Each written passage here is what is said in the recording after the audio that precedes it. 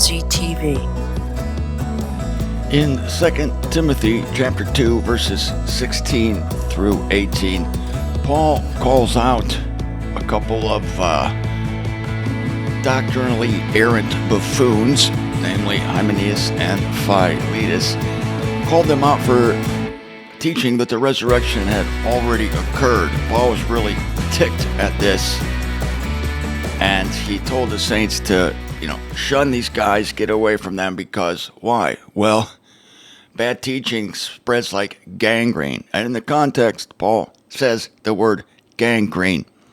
He doesn't want false teaching infecting the saints because, as Mark Twain famously said, a lie can travel around the earth twice before the truth even ties its shoes.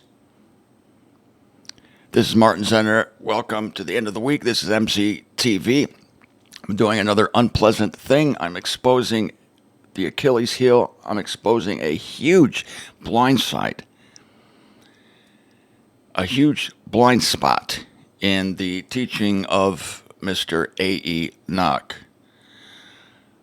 a really pioneer in scriptural translating, produced a concordant literal New Testament. I've learned so much from this man.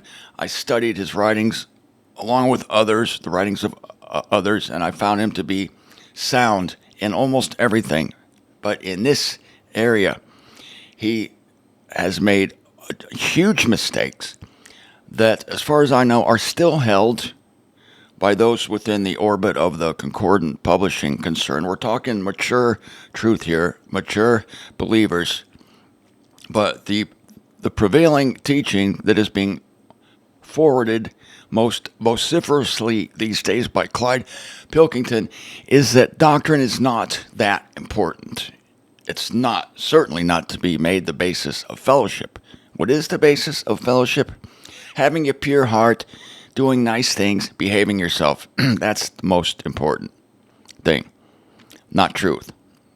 It seems incredible that anyone would say that, but the seed plot for this was set by, unfortunately, a giant among scriptural expositors, A.E. Nock, and his teaching on this, based on a book he wrote, The True Basis of Fellowship, still reverberates today. And to me, it seems incredible that it has. Paul would certainly not countenance this. That is the making light of doctrine, even foundational, vital doctrine. These are the only things I fight over, is foundational, doctrinal things that are vital, things that belong to the elements. I mean, I'll fight other things that are not so consequential, but when it comes to consequential truth, such as the death of Christ for sin, and especially his resurrection, well, I'm going to fight to the death over that. So how is it when Paul gets so upset, so bent out of shape about two individuals, Hymenaeus and Philetus? He names these guys, 2 Timothy chapter 2, verses 16 through 18. He calls them out for believing that the resurrection had already occurred. Yet here, and I'm going to show you this in writings of A.E. Nock, Mr. Nock thinks that we ought to accept into the fellowship people who don't believe in the resurrection at all. I mean, I've been arguing for years that one must believe in the actual death of Christ, that Christ did not exist for 3 days. And I've been criticized for that. Yet here we're talking about the resurrection of Christ, and it's being asserted either tacitly or vociferously, in the case of Mr. Nock, Mr. Pilkington, who is following in the footsteps of Mr. Nock, that if you don't believe Jesus Christ raised from the dead, it's just a doctrinal flaw. Don't worry about it. Paul would not toss you out of the fellowship. Paul wouldn't toss you out of the fellowship for believing that Jesus Christ was still dead? That's the assertion of A.E. Nock. I'm going to It seems incredible that I could be even saying this. I better be bringing the proof. Well, I got it. And it's in the concordant commentary on the New Testament, which is available for free. You can read it at concordant.org. And I have to say again, I have the utmost respect for the concordant publishing concern. Indispensable tools for me. Still, one of the greatest repository of truths you will find on the face of the earth. Concordant.org. But nobody's perfect. And this was one of the glaring faults of Mr. Nog. And he actually admitted it later in his life, that he admitted into fellowship those he never should have. So hurt was he by being ostracized by the Plymouth Brethren that he determined not to ostracize anybody. He would not return the cruelty in kind. And so his knee-jerk reaction was to go way to the other side and accept just about anybody into the fellowship, including those who didn't even believe in the resurrection of the dead. I'm going to show you where he gets that. Again, I take no pleasure in doing this, but it's a necessary step toward exposing Satan. Enoch himself never considered himself above reproach and would encourage any adjustment as long as it furthered truth. I would be doing this if Mr. Enoch were alive. Oh, no problem whatsoever. I'm no respecter of persons. And this is what the man would want. And I remind you that truth is furthered not only by the positive declaration of it, but by the exposing of error that stands in its way. So here we go. I'm going to be referencing a report I wrote called What is a Believer that you can access today. Yes, you can, but you have to sign up for my newsletter. I don't have a newsletter anymore. Sign up at my homepage, martinzender.com. You will get notifications via email. You will get some free material that you can't get anywhere else at present. One of these free items you will receive is What is a Believer? An extensive report that I'm going to be referencing here today and probably Monday as well, having to do with this critical topic. What is a believer? Can a believer believe anything? Or is a believer in the body of Christ going to be found, because they've been designated beforehand from before the disruption of the world, to be believing certain things? The obvious answer is that yes, they will be found believing certain things, and we gather around teaching, not freaking behavior. I'm not saying behavior isn't important, and I'm not saying that if someone among us were engaged in some grievous sin, that we would not treat, that we, of course, we would treat that person like Paul treated the guy in Corinth who was screwing consistently, repeatedly screwing his stepmother. We would say, hey, this is not a good look for the body of Christ. You know, we're going to put you on probation here until you clean up your act. Like, knock it off. Okay, it's important. But the unfortunate thing here is that Mr. Knock put that in front of belief. He made that more important than belief. Whereas Paul was dealing with a man who was already in the body of Christ and therefore had assented to the primary teachings, the death of Christ for sin, his entombment, and his resurrection. We can all assume that this guy in Corinth believed in the resurrection. Otherwise, Paul wouldn't care about him. Paul says, what do we have to do with people of the world? We have to take care of those within. So if this guy wasn't a believer, what do you think Paul would be fussing about whether or who he was screwing? No. Paul wouldn't care. Because how many people in the world at that time were screwing people they shouldn't be screwing? Probably lots of people. Paul's like, God will deal with them at the great white throne. But within the faith, there's the key word. Within the faith, we're going to deal with our own. So here we go. In Paul's first letter to the Corinthians, chapter 15, verses 12 through 14, Paul deals with some among the Corinthians who are saying that there was no resurrection from the dead. And here's the quote. This is Paul. Now, if Christ is being heralded, that he has been roused from among the dead, how are some among you, this is a key, how are some among you saying that there is no resurrection of the dead? Paul's like, earth to some in the Corinthian ecclesia. Paul goes on, now, if there's no resurrection of the dead, neither has Christ been roused. Hello?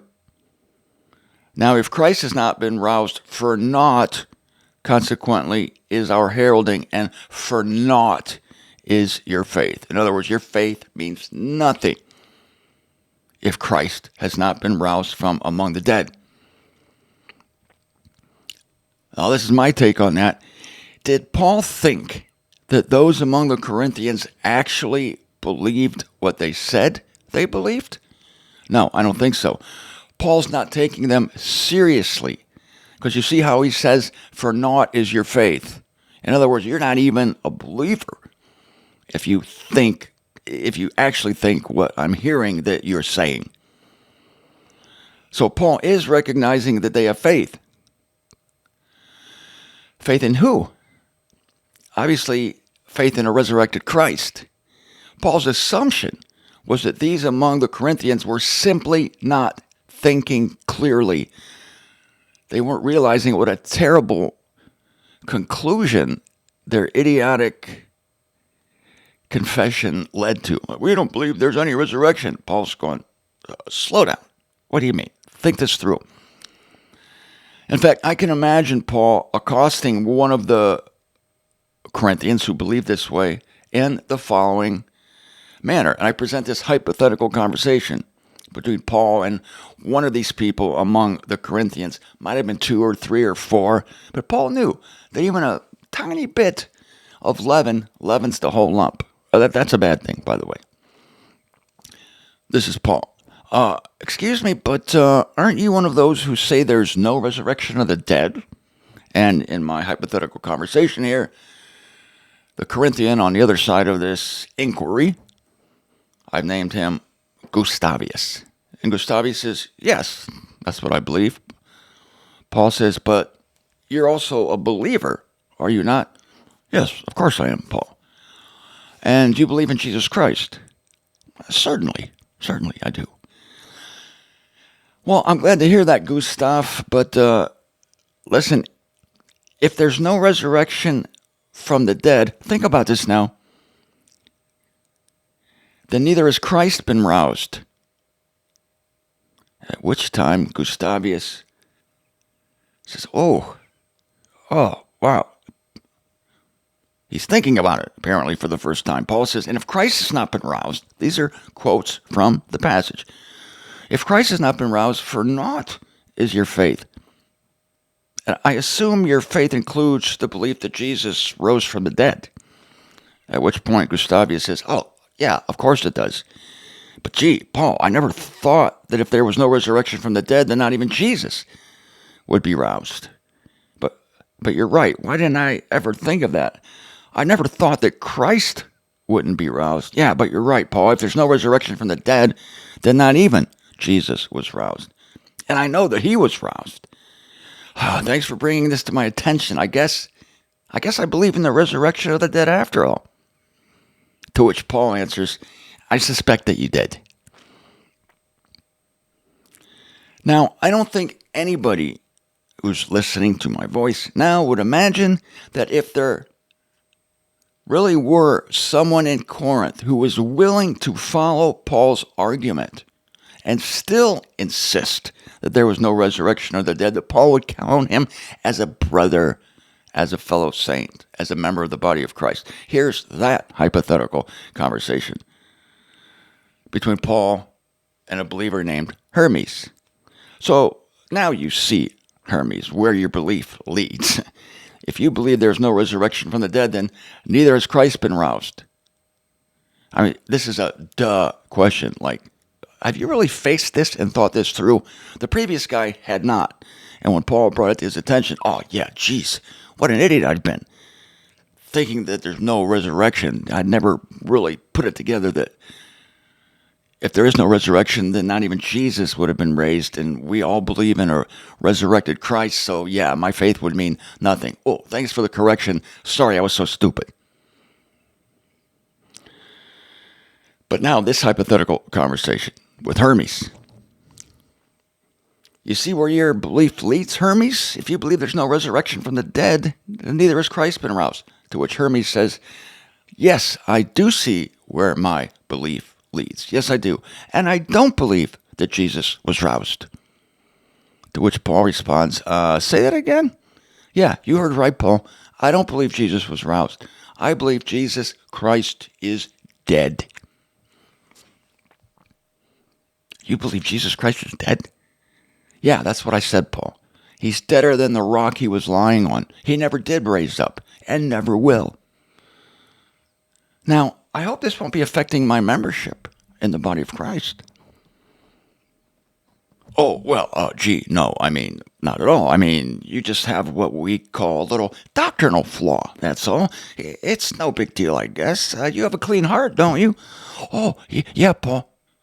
I have a really clean heart. Oh, well, that's good to hear. You're a fellow saint, then. Don't worry about that other thing. It's just one of those doctrinal flaws.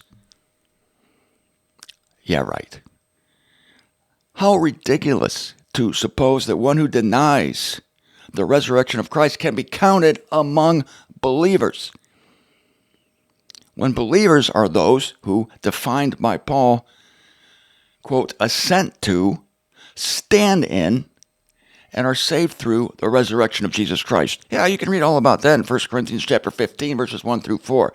They assent to, they stand in, and they are saved through the resurrection of Jesus Christ.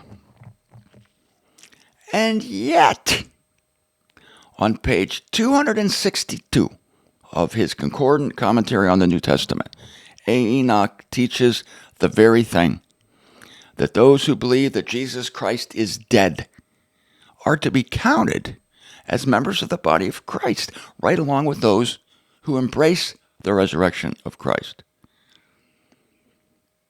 And yet, can I go to 2 Corinthians chapter 6 here?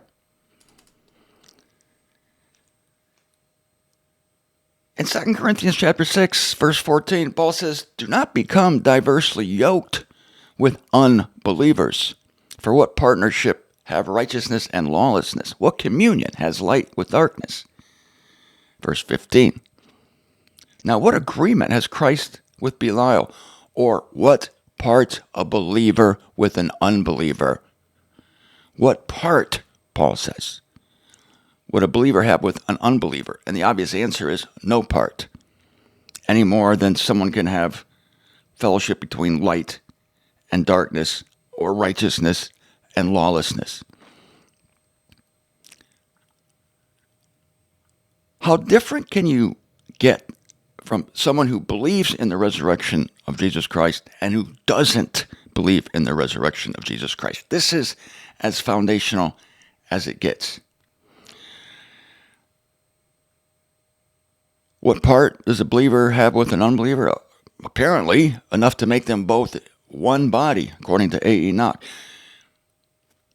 So here's the literal comment. I'm quoting from the concordant commentary on the New Testament. Commenting on the first two verses of 1 Corinthians chapter 15, A. Enoch writes, and I quote, there is a notable contrast between the methods with which the apostle deals with fundamental doctrinal error and moral evil.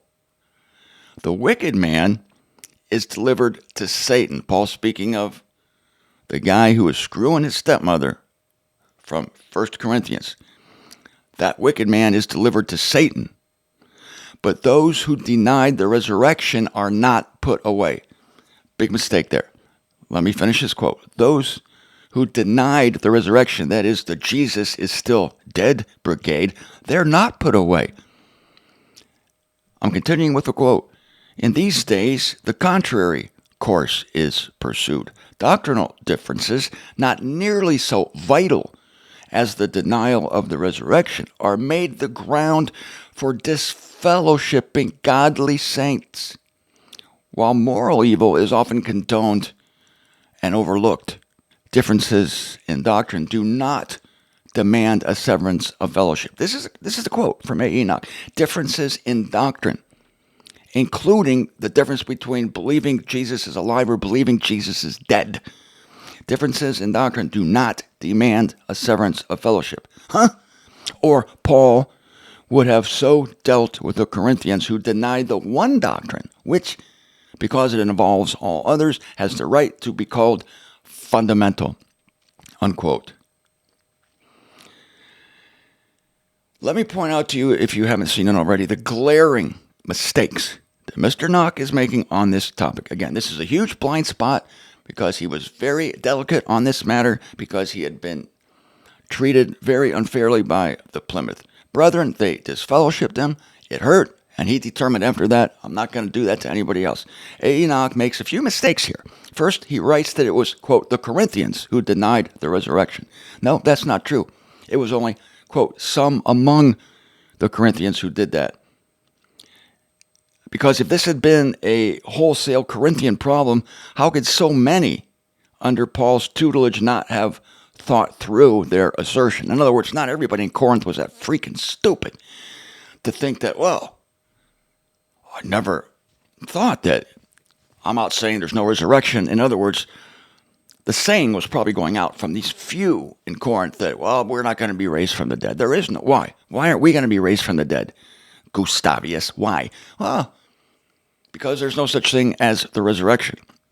Paul grabs this guy and the others by the shirt collar and says, hey, numbnuts, if there's no resurrection, then neither has Jesus Christ been raised.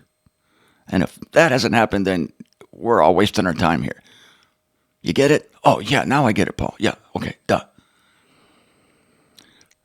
So this errant confession infected just a few of these people, the Corinthians, allows these few to be exceptional half-wits. These people are special kind of stupid. And they're easily adjusted by Paul's gentle rebuke. Mr. Knock then goes on to assume that the Corinthians actually believed there was no resurrection. This is what he writes, Enoch, I quote, those who denied the resurrection are not put away, unquote, and, quote, Paul would have so dealt with the Corinthians who denied the one doctrine, which, because it involves all others, has the right to be called fundamental. But no, ladies and gentlemen, this is not at all the tenor of the passage. Paul is not dealing here with Corinthians who actually denied the resurrection, but rather with a few non-thinkers among them who were saying there was no resurrection, while ignoring the outcome of what they were saying, the logical conclusion. Oh, that not even Christ has been roused? Duh. Sorry, Paul. We're back in line. But Enoch assumes that these people, even after Paul's rebuke, actually believe that Jesus Christ was dead, still dead, and never would be raised. They still actually believe that, and Paul would have no problem with it. Are you kidding me? In 2 Timothy, Paul has a major problem with those who say the resurrection has already occurred. They misplace the resurrection. The resurrection of the saints, they misplaced it. It has already occurred. Paul says this is dangerous teaching. Who's teaching this? Hymenaeus and Philetus. Paul calls it gangrene, and he says, separate yourselves from these idiots. Are we to say then that Paul would look the other way at a teaching that Jesus Christ is still dead? That's what Knock is doing here. He's saying that those who denied, he's assuming that they actually, after Paul's rebuke, denied the resurrection. Those who denied the resurrection are not put away. Are you kidding me? If Paul thought that these people were actually following through with their stupidity, and they consistently and insistently denied the resurrection, Paul, you think Paul? Don't worry about it, kid. Just a minor doctrinal difference. No. The next mistake relates to the last one. If AEK, Adolf Ernst Knock, asserts that these Corinthians really did believe that resurrection from death was a fable, he assumes that since Paul does not deal with the problem here, that he would never deal with it. But again, 2 Timothy 2:16 and 18 suggests otherwise. I'll quote it now. I've been referencing it. 2 Timothy 2:16 through 18, Paul warns Timothy, quote, "Yet from profane prattling stand aloof, for they will be progressing to more irreverence, and their word will spread as gangrene, of whom are Hymenaeus and Philetus, who swerve as to the truth, saying that the resurrection has already occurred, and are subverting the faith of some." So Paul classified the doctrine of a premature resurrection or a misplaced resurrection as profane prattling, from which Timothy was to, quote, "stand aloof." And those who promoted this doctrine, namely Hymenaeus and Philetus, were to Paul, quote, "irreverent." This departure from truth was serious enough for Paul to compare it to gangrene, and it was dangerous enough to, quote, "subvert the faith of some." So acknowledging this, how fantastic or crazy is it to suppose that Paul would refuse to deal with a doctrine hundreds of times worse than a premature resurrection of the saints, namely the doctrine which would assert Jesus Christ is dead. Yeah, that's what Enoch thinks that Paul is excusing here, the doctrine that Jesus Christ is dead. No problem. This is where it started. This is where the virus entered in to the thinking of lots of people subsequent to the publishing of Mr. Knox's book, The Basis of Fellowship, and subsequent to the publication of this concordant commentary on the New Testament. This is where people get the idea that belief is not that important. You can believe in death. You can believe that death is non-existence, or you can believe that death is another form of life. Not a problem. You can believe that Jesus Christ died or that he didn't die. Same thing. You can believe that Jesus Christ raised from the dead, or you can believe that Jesus Christ is still dead. No problem. What? No problem, no problem, no problem. All in the interest of preserving some false emotional fellowship that is based on people being nice to each other rather than foundational teachings. This is poison. This is gangrene. And to prove it, it has spread. Almost everybody in the orb of the concordant publishing concern believes this way. James Coram certainly did, the president of the concordant publishing concern. He wrote a giant article in Unsearchable Riches magazine, not naming me, but basically telling me that, or telling the world that anybody who insists that fellowship is based on teaching is wrong.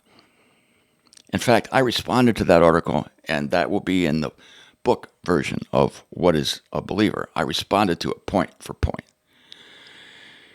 So, and again, Clyde Pilkington is carrying forward this mistake, making doctrine a thing of non-importance. But the most serious mistake of A. Enoch remains. We've just seen that Enoch considers a belief in the eternal annihilation of Jesus Christ, the eternal annihilation of Jesus Christ, to be a mere, quote, difference in doctrine. Paul wouldn't have put this one away. If somebody was screwing their stepmother, yeah, Paul gets all excited. But, you don't believe that Jesus Christ is alive? Gonna let it go. No big deal. Let's just all get along, shall we? Yeah, let's get along together. Oh, gag me. Gag me with a spoon.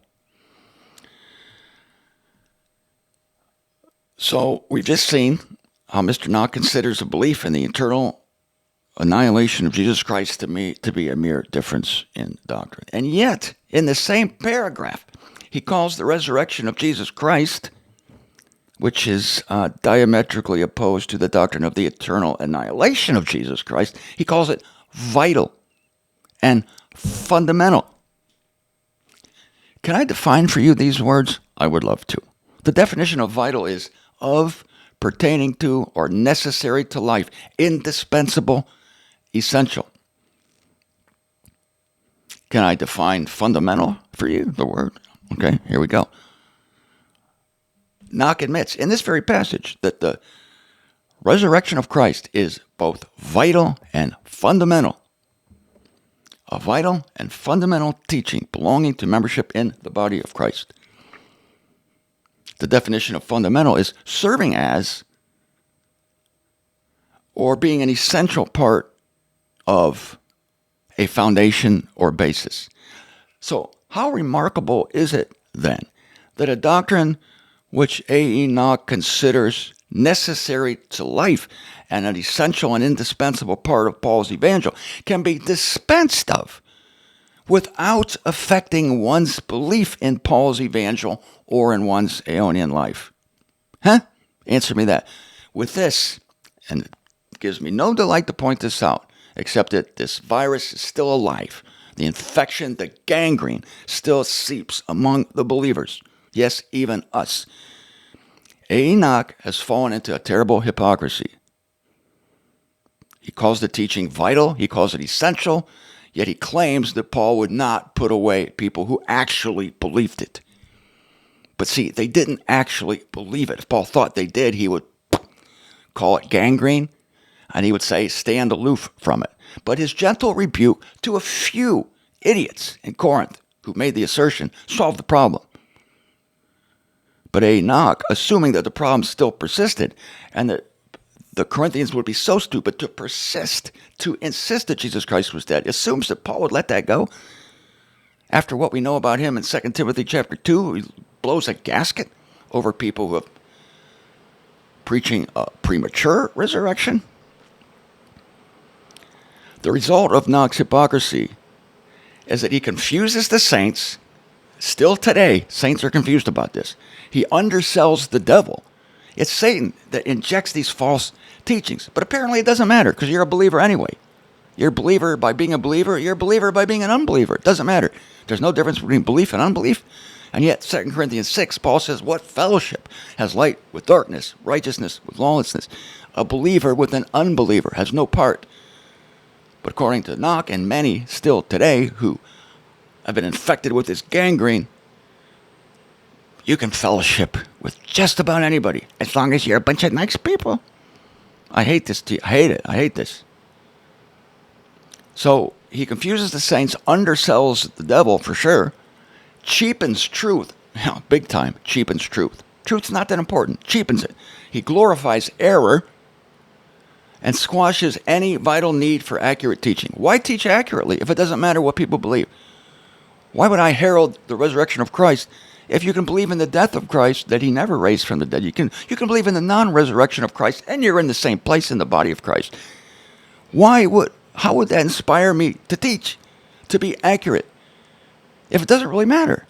Why am I suffering for teaching the death, the entombment, and the resurrection of Christ if people can believe in the eternal death of Christ and they end up also in the body of Christ?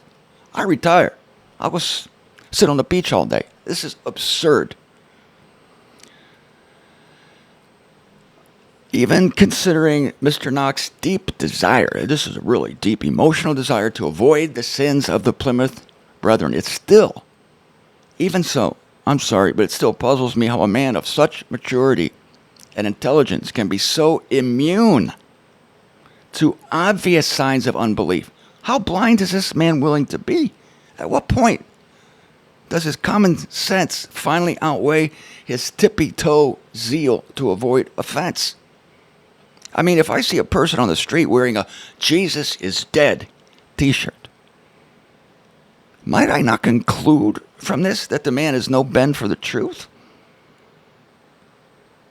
And is certainly no member of the body of Christ?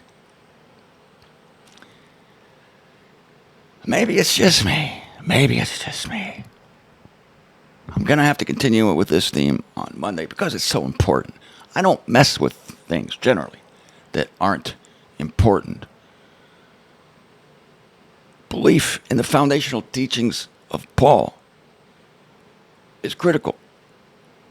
And thus, by extension, the foundational teachings of Paul are critical. To even suggest that they matter and don't matter at the same time is the ultimate act of hypocrisy.